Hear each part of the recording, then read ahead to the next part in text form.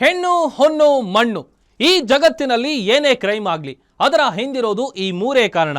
ಅಪರಾಧ ಮಾಡುವಾಗ ಪಾಪಿಗಳ ಮನಸ್ಸಲ್ಲಿ ದುರಾಸೆ, ಮೋಹ, ಆಕ್ರೋಶ, ಕಾಮ ಹೀಗೆ ಏನಿರುತ್ತೋ ಏನೋ ಆಗಬಾರದು ಆಗಿ ಸಿಕ್ಕಿಬಿದ್ದ ಮೇಲೆ ಪ್ರತಿಯೊಬ್ಬ ಅಪರಾಧಿಗೂ ಅನ್ನಿಸೋದು ಮನಸ್ಸಿನಲ್ಲಿ ಕಾಡೋ ಮೊದಲ ಮತ್ತು ಕೊನೆಯ ಪ್ರಶ್ನೆ ಒಂದೇ, ಇದೆಲ್ಲ ಬೇಕಿತ್ತ? ಇದೇ ಈ ಹೊತ್ತಿನ ವಿಶೇಷ ನಾಟಿ ಬ್ಯೂಟಿ ಲೂಟಿ. ನಾನು ಪ್ರಭುದೇ.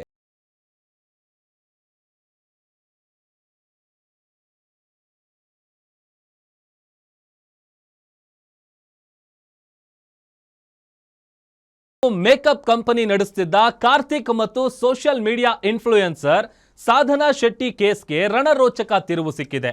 ತನ್ನ ಕ್ಲಿನಿಕ್ ಪ್ರಮೋಷನ್ ಮಾಡೋ ವಿಚಾರವಾಗಿ ಸಾಧನಾ ಶೆಟ್ಟಿ ಪರಿಚಯ ಆಗಿದ್ಲು. ಈ ಪರಿಚಯ ಸಲುಗೆಗೆ ತಿರುಗಿತ್ತು. ಬಳಿಕ ಖಾಸಗಿ ವಿಡಿಯೋ, ಆಡಿಯೋಗಳನ್ನ ಇಟ್ಕೊಂಡು ಬ್ಲಾಕ್ ಮೇಲ್ ಮಾಡ್ತಿದ್ದಾಳೆ ಅಂತ ಕಾರ್ತಿಕ್ ಆರೋಪಿಸಿದ್ದ. ಈಗ ಇಡೀ ಪ್ರಕರಣಕ್ಕೆ ಬಿಗ್ ಟ್ವಿಸ್ಟ್ ಸಿಕ್ಕಿದೆ. ಏನದು ಟ್ವಿಸ್ಟ್ ಅಂತ ಡಿಟೇಲ್ ಆಗಿ ತೋರಿಸ್ತೀವಿ ನೋಡಿ.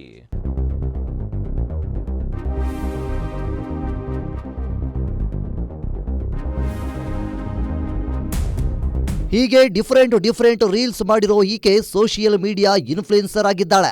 ಇನ್ಸ್ಟಾಗ್ರಾಮ್ನಲ್ಲಿ ಸುಮಾರು 4 ಲಕ್ಷ ಫಾಲೋವರ್ಗಳನ್ನ ಕೂಡ ಹೊಂದಿದ್ದಾಳೆ.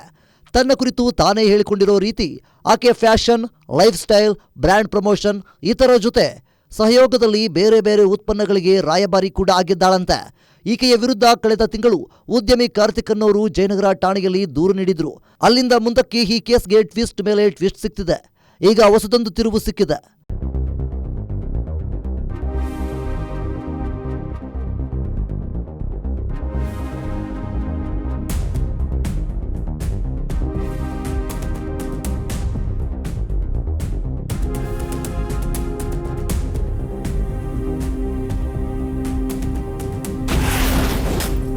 ಬ್ರ್ಯಾಂಡ್ ಪ್ರಮೋಷನ್ ಹೆಸರಲ್ಲಿ ಆಗಿತ್ತು ಪರಿಚಯ.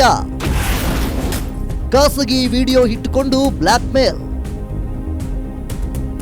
ಸೋಷಿಯಲ್ ಮೀಡಿಯಾ ಇನ್ಫ್ಲುಯೆನ್ಸರ್ ಆಗಿರೋ ಸಾಧನಾ ಶೆಟ್ಟಿಗೆ 31 ವರ್ಷದ ಕಾರ್ತಿಕ್ ಪರಿಚಯವಾಗಿದ್ದ. ಈಗ ಬೆಂಗಳೂರಿನ ಜಯನಗರದಲ್ಲಿ ಮೇಕಪ್ ಕ್ಲಿನಿಕ್ ಹೊಂದಿದ್ದು ಮದುವೆ ಕೂಡ ಆಗಿದ್ದಾನೆ. ಹೀಗಿರುವಾಗ ಕ್ಲಿನಿಕ್ ಪ್ರಮೋಷನ್ಗಾಗಿ ಇನ್ಸ್ಟಾಗ್ರಾಮ್ನಲ್ಲಿ ಹುಡುಕಿದಾಗ ಸಾಧನಾ ಶೆಟ್ಟಿ ಕಣ್ಣಿಗೆ ಬಿದ್ದಿದ್ಲು. 2024 ಆಗಸ್ಟ್ ತಿಂಗಳಲ್ಲಿ ಜಯನಗರದ ಕೆಫೆ ಒಂದರಲ್ಲಿ ಭೇಟಿಯಾಗಿ ಕ್ಲಿನಿಕ್ ಪ್ರಮೋಷನ್ ಬಗ್ಗೆ ಮಾತುಕತೆ ನಡೆಸಿದ್ರು. ಇದಾದ ಬಳಿಕ ಇಬ್ಬರು ಆತ್ಮೀಯರಾಗಿದ್ರು. ಈ ಆತ್ಮೀಯತೆ ಸಲುಗೆಗೆ ತಿರುಗಿದ್ದು ಆತ್ಮೀಯವಾಗಿ ಮಾತನಾಡಿದ್ದ ಆಡಿಯೋ ವಿಡಿಯೋ ಇಟ್ಕೊಂಡು 1.5 ಕೋಟಿ ಹಣಕ್ಕಾಗಿ ಬ್ಲಾಕ್ ಮೇಲ್ ಮಾಡಿದ ಆರೋಪ ಕೇಳಿಬಂದಿತ್ತು.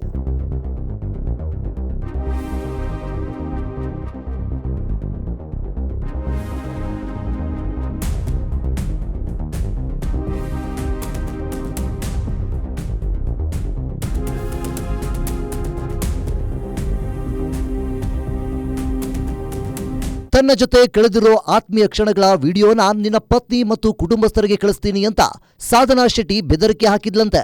ಬ್ಲಾಕ್ ಮೇಲ್ಗೆ ಎದುರಿದ್ದ ಕಾರ್ತಿಕ್ 5 ಲಕ್ಷ ರೂಪಾಯಿ ನಗದು, 35,000 ರೂಪಾಯಿ ಮೌಲ್ಯದ ಉಂಗುರ, 70,000 ರೂಪಾಯಿ ಬೆಲೆಯ ಚಿನ್ನದ ಸರ, 1.5 ಲಕ್ಷ ರೂಪಾಯಿಯ ಐಫೋನ್ ಕೊಡಿಸಿದ್ದಂತೆ.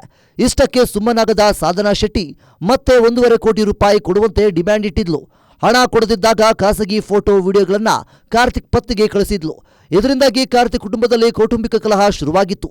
ಅಷ್ಟೇ ಅಲ್ಲದೆ ಕ್ಲಿನಿಕ್ ಬಳಿ ಬಂದು ಗಲಾಟೆ ಮಾಡಿದ್ಲು. ಪೆನ್ ಡ್ರೈವ್ ತನ್ನ ತಾಯಿ ಸ್ನೇಹಿತರ ಮೊಬೈಲ್ನಲ್ಲಿ ವಿಡಿಯೋಗಳನ್ನ ಸಂಗ್ರಹಿಸಿಟ್ಟಿದ್ದೇನೆ ಅಂತ ಬೆದರಿಕೆ ಹಾಕಿದ್ದಾಳೆ ಅಂತ ಕಾರ್ತಿಕ್ ಪೊಲೀಸರಿಗೆ ನೀಡಿದ್ದ ದೂರಿನಲ್ಲಿ ಉಲ್ಲೇಖಿಸಿದ್ದ.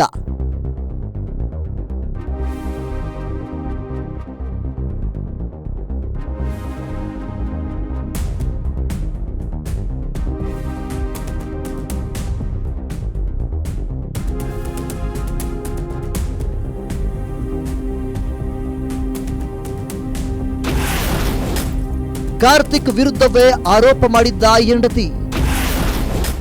ನನಗೂ ಇದೇ ರೀತಿ ಮೋಸ ಮಾಡಿದ್ದ ಎಂದು ಅಳಲು. ಕಾರ್ತಿಕ್ ನೀಡಿದ್ದ ದೂರು ದಾಖಲಿಸಿಕೊಂಡಿದ್ದ ಪೊಲೀಸರು ಈ ದೂರಿನ ಅನ್ವಯ ಪ್ರಕರಣ ದಾಖಲಿಸಲು ಆಗಲ್ಲ, ಅದಕ್ಕೆ ಸೂಕ್ತ ಸಾಕ್ಷ್ಯಗಳು ಬೇಕು ಅಂತ ಹೇಳಿದ್ರು. ಅಲ್ಲದೆ ವಿಚಾರಣೆಗೆ ಹಾಜರಾಗುವಂತೆ ಸಾಧನಾ ಶೆಟ್ಟಿಗೆ ನೋಟಿಸ್ ಕೂಡ ನೀಡಿದ್ರು. ಸಾಧನಾ ಶೆಟ್ಟಿಯಿಂದಾಗಿ ನನ್ನ ಸಂಸಾರ ಹಾಳಾಗಿದೆ ಅಂತ ಕಾರ್ತಿಕ್ ಅಲವತ್ತುಕೊಂಡಿದ್ದ. ಹೀಗಾಗಿ ಕಾರ್ತಿಕ್ ಪತ್ನಿ ಹರ್ಷಿತಾಗೆ ಪೊಲೀಸರು ನೋಟಿಸ್ ನೀಡಿ ವಿಚಾರಣೆಗೆ ಕರೆದಿದ್ರು.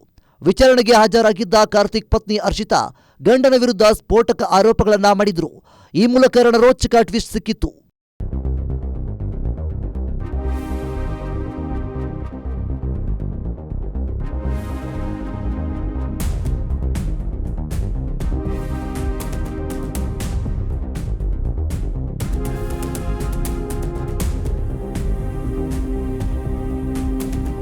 ನನ್ನ ಗಂಡ ಕಾರ್ತಿಕ್ ಒಬ್ಬ ಮೋಸಗಾರ. ಸಾಧನಾ ಶೆಟ್ಟಿ ಜೊತೆ ಮದುವೆಯಾಗೋದಾಗಿ ನಂಬಿಸಿ ಸಂಬಂಧ ಬೆಳೆಸಿದ್ದಾನೆ. ಇದರಲ್ಲಿ ಸಾಧನಾ ಶೆಟ್ಟಿಯ ತಪ್ಪಿಲ್ಲ. ಆಕೆಯ ಜೊತೆ ಅಕ್ರಮ ಸಂಬಂಧ ಬೆಳೆಸಿದ್ದ. ಸಾಧನಾ ಶೆಟ್ಟಿ ಜೊತೆ ಬೆಂಗಳೂರು, ಹೈದರಾಬಾದ್, ಮಾಲ್ಡೀವ್ಸ್ ಸೇರಿ ಹಲವು ಊರುಗಳಿಗೆ ಭೇಟಿ ನೀಡಿದ್ದ. ಈ ವೇಳೆ ಸಾಧನಾ ಶೆಟ್ಟಿ ಜೊತೆ ಸಂಬಂಧ ಬೆಳೆಸಿದ್ದಾನೆ ಅಂತ ಪೊಲೀಸರ ಎದುರು ಹೇಳಿಕೆ ದಾಖಲಿಸಿದ್ರು. ಅಲ್ಲದೆ ಆತ ಹೇಳಿಕೊಂಡಿರುವಂತೆ ಆತ ಉದ್ಯಮಿಯೂ ಅಲ್ಲ, ಮೇಕಪ್ ಉತ್ಪನ್ನಗಳ ಮಾರ್ಕೆಟಿಂಗ್ ಕೆಲಸ ಮಾಡಿಕೊಂಡಿದ್ದ ಅಂತ ಹೇಳಿಕೆ ನೀಡಿದ್ದಾರೆ. ಅಲ್ಲದೆ ಆಕೆ ಎಲ್ಲಿ ತನ್ನ ವಿರುದ್ಧ ದೂರು ನೀಡ್ತಾಳೆ ಅಂತ ಹೆದರಿ ಬ್ಲಾಕ್ ಮೇಲ್ ಮಾಡ್ತಿದ್ದಾಳೆ ಅಂತ ಸುಳ್ಳು ದೂರು ನೀಡಿದ್ದಾನೆ ಅಂತ ಪತಿ ವಿರುದ್ಧ ಮುರಕೊಂಡು ಬಿದ್ದಿದ್ರು.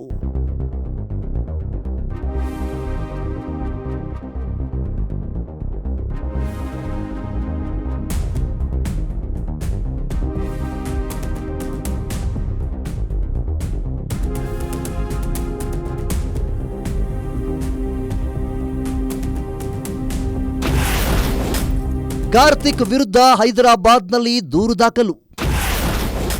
ಕಳೆದ ವರ್ಷವೇ ದೂರು ದಾಖಲಿಸಿದ್ದ ಸಾಧನಾ ಶೆಟ್ಟಿ. ಜಯನಗರ ಪೊಲೀಸರ ಎದುರು ಹೇಳಿಕೆ ದಾಖಲಿಸಲು ಆಗಮಿಸಿದ್ದ ಕಾರ್ತಿಕ್ ಪತ್ನಿ ಹರ್ಷಿತಾ ಹೇಳಿಕೆ ದಾಖಲಿಸಿದ ಬಳಿಕ ಇಡೀ ಕೇಸ್ಗೆ ರೋಚಕ ಟ್ವಿಸ್ಟ್ ನೀಡಿದ್ರು.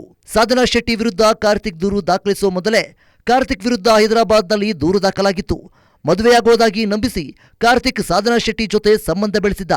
ಇವರಿಬ್ಬರ ಖಾಸಗಿ ಕ್ಷಣಗಳನ್ನ ಸಾಧನಾ ಶೆಟ್ಟಿ ತನ್ನ ಮೊಬೈಲ್ನಲ್ಲಿ ರೆಕಾರ್ಡ್ ಮಾಡಿಕೊಂಡಿದ್ಲು. ಹೀಗಾಗಿ ಕಾರ್ತಿಕ್ ತನ್ನ ಸಹಚರರಾದ ಲೋಕೇಶ್ ಮತ್ತು ನಾಗವರ್ಮ ಅನ್ನೋರ ಸಹಾಯದಿಂದ ಆಕೆಯ ಮೊಬೈಲ್ ಕಳ್ಳತನ ಮಾಡಿಸಿದ್ದ. ಬಳಿಕ ಆಕೆಯ ಮೊಬೈಲ್ನಲ್ಲಿದ್ದ ವಿಡಿಯೋಗಳನ್ನ ಡಿಲೀಟ್ ಮಾಡಿ ಬಳಿಕ ಆಕೆಯ ಮೊಬೈಲ್ ಹಿಂತಿರುಗಿಸಿದ್ದ ಅಂತ ಹೇಳಿದ್ರು. ಈ ಮೂಲಕ ಕಾರ್ತಿಕ್ ವಿರುದ್ಧವೇ ಅನುಮಾನದ ಕಣ್ಣುಗಳು ನೆಟ್ಟಿದ್ವು.